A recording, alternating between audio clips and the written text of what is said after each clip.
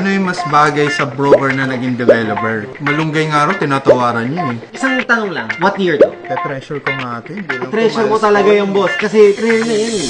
Another watch, another day. Sir Francis is here. Kamusta, brother? How are you? How is everything? Please have a seat, ma'am. Ma'am, I didn't get your name, sorry. Melta. So you're here to buy your first Rolex ba? Yes, yes. Gift ko sa kanya. Nakatapos na ng Mother's Day pero kayo mag-gift, ma'am. Advance, Ayan, happy advance. birthday, anniversary, and birthday.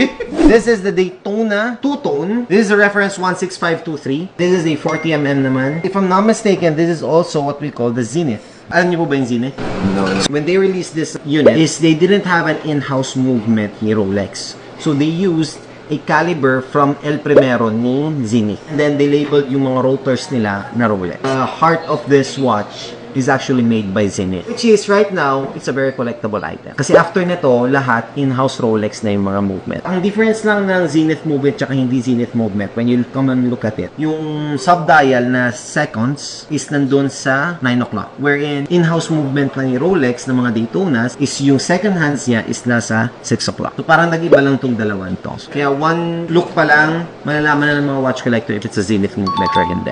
This is a model 1994. Lapit na sa birth year ko, pare. Ano ba birth year mo? Birth year ko, 1993 eh. Basta. Bata pa ba yun? Tanda na yun, boss. Tingnan mo, yung tinanggal ko yung plastic. Lumabas talaga yung totoong kulay ng Zeta. Please go ahead. Do the honors. Mahilig ka ba sa gold, boss? Yes. Medyo masikip siya ng konti. We can adjust it pa. Ano yung mas bagay sa broker na naging developer? Ano bang business niyo, if you don't mind? Sa Facebook, ako yung kuya broker na nagbibigay ng mga real estate tips. Pero ang business talaga po namin is real estate brokerage. Nagbebenta kami ng mga townhouse sa Quezon City. Ano nakatagal? Since 2009. Pero may sarili na rin kaming townhouse development. So, are you an architect by profession or just nasa sales ka talaga? Nasa sales, meron na rin kaming sariling construction company. So, 3-in-1. Yan ang scale. And you were just a...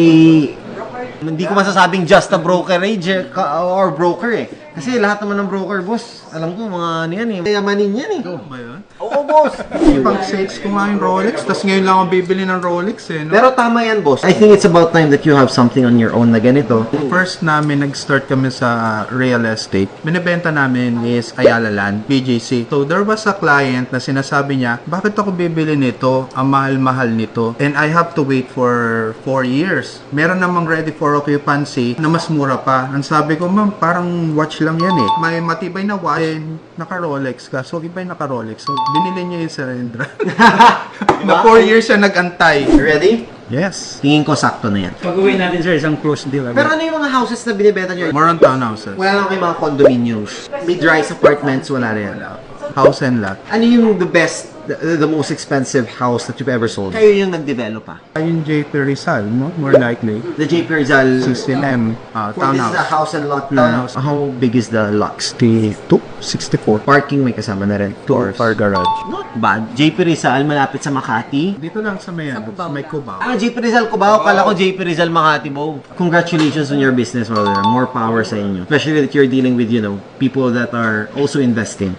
How much is the last price? So, Sige. panood ko si Sir Ive, ano eh. Malunggay nga rin, tinatawaran niya eh. Minsan, tinatawaran ko pa yung malunggay dun sa amin eh. Wala eh. Bibili ako po. Wala sa kapitbahay. Kapitbahay na yung mangga lang meron sila eh. Complete no? Sana, yung gentry card. Yes. I would do 930. 18,000. Okay na yun, boss. Treasure ko nga ito, hindi lang I-treasure mo talaga yung boss kasi rare na yan eh. Zenith movement yan. So, what do you think? Bawasan mo pa, sir. Kano babawas naman? Maganda na yung presyo na yan. 930. Ikaw pala magre-regalo, ma'am, no? Dapat sa'yo ako nakikipaghagel. 9,900 mo na sa Nasa sales tayo, Papa. Huwag naman masyadong... Ay, tama. 920. Win-win on both sides. Ganito, boss. Mapa-challenge ako sa'yo. Are you ready for a challenge? Naku, tungkol sa Rolex, wala akong alam. Tungkol dyan, and lahat naman ng i-question ko sa'yo, nasabi ko na kayo sa inyo kanina. I just didn't know if you were paying attention to me nung sinasabi ko. Ganito, boss. Pag tama sagot mo, 920 mo kukuha.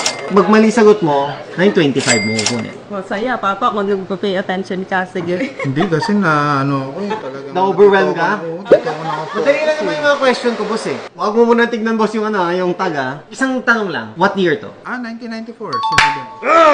Galing! Sige, boss. Done deal. So, nagpe-pay attention naman si boss. Grabe naman. Will you be paying through cash? Totin mo na, boss. Ayun, no?